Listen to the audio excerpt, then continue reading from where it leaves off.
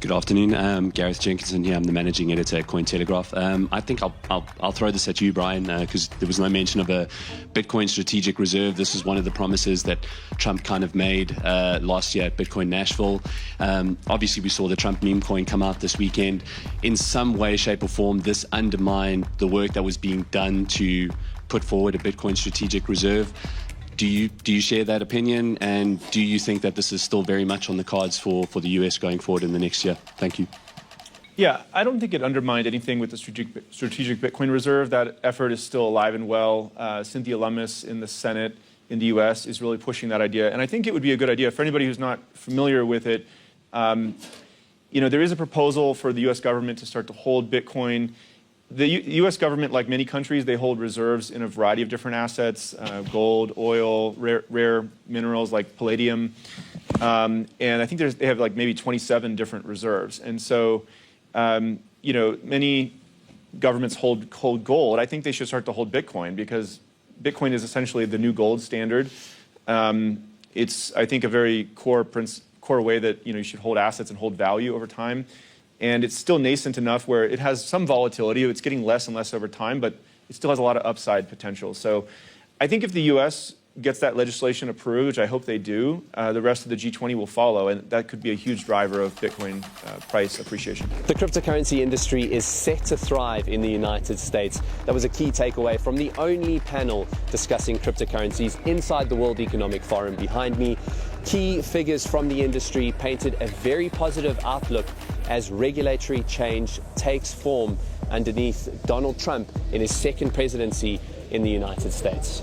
Brian Armstrong, the founder of Coinbase, was positive about the potential of a Bitcoin reserve being adopted in the next 18 months, while South Africa's Reserve Bank governor was far more skeptical about the potential of a Bitcoin reserve and questioned whether nation states should even consider adopting Bitcoin as part of a national reserve. Governor, is South Africa going towards a Bitcoin strategic reserve?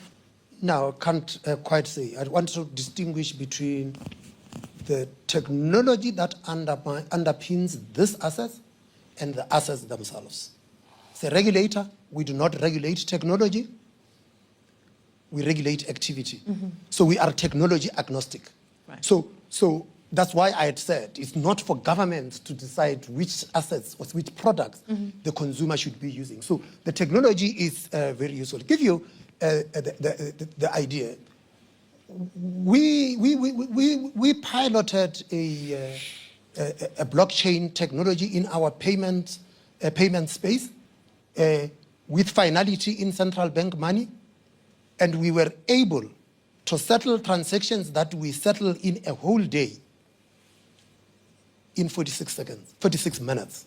We were able to do that. So the technologies could be useful, and we would look at that, and I don't think that is a problem. I would have a significant problem with a lobby that says governments should hold this asset or hold that asset without what the strategic intent of government is. Because you see, there is a history to gold. There was once a gold standard. Currencies were pegged to gold. But if we now say that, okay, Bitcoins, okay, what about platinum? What about coal?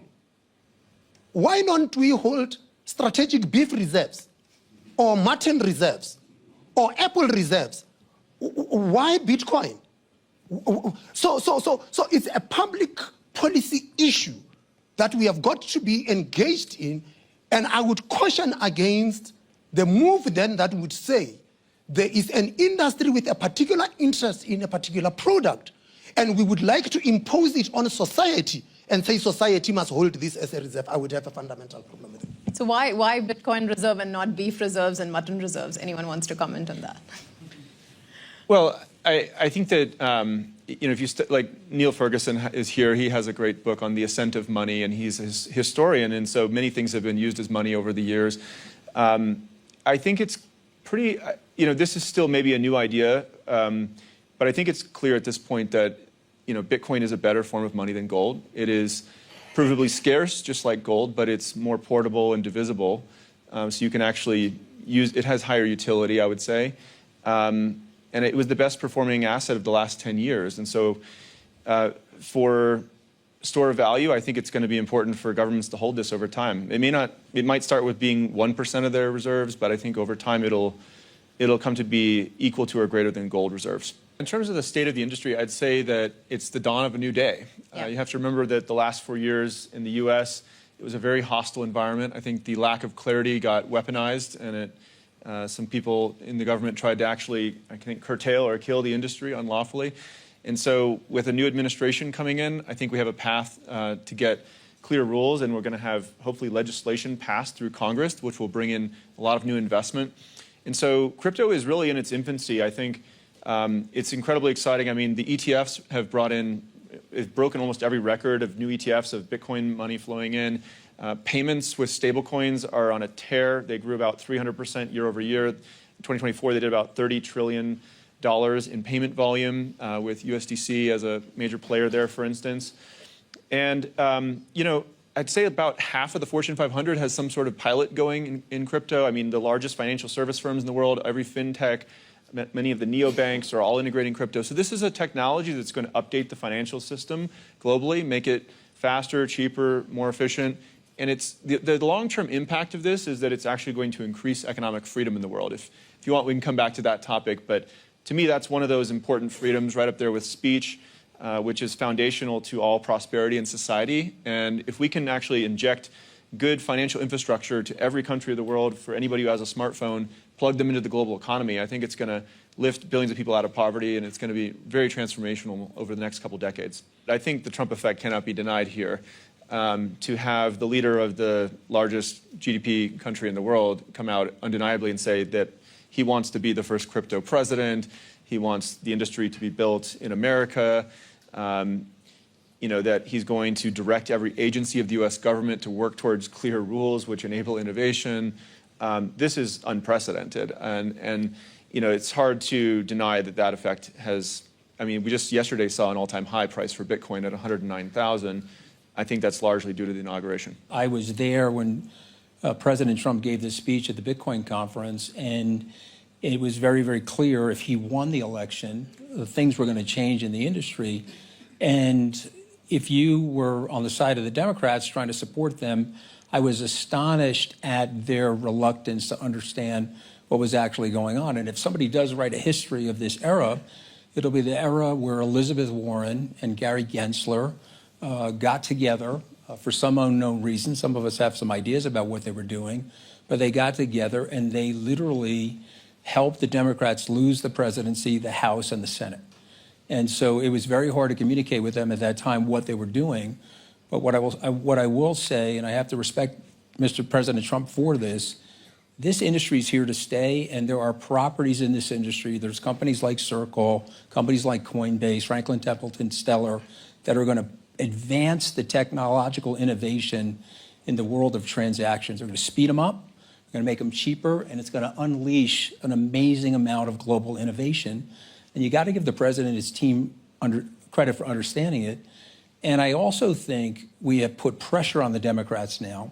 The Sherrod Brown race in the United States set alarm bells off. And so for the Europeans in the room, Sherrod Brown was an 18-year veteran of the Senate. He was the head of the Senate Banking Committee. The crypto community, through the Political Action Committee, dumped $40 million into that race, knocked him into the woods. And that's very hard to do, to dislodge an incumbent with that level of power. And I think it sends a message to the Democrats as well that they need to be bipartisan with this. So I am very hopeful and very pragmatically optimistic. For the last 4 years, there's been this push from the crypto side to say we have to move out of the United States. We have to not focus on what's happening in the U.S. Part of the challenge to that is, of course, like the dollar is something like that everybody wants, and it's in such high demand. And so there wasn't really an ability to ignore what was happening in the United States, even though none of us liked the regulatory environment.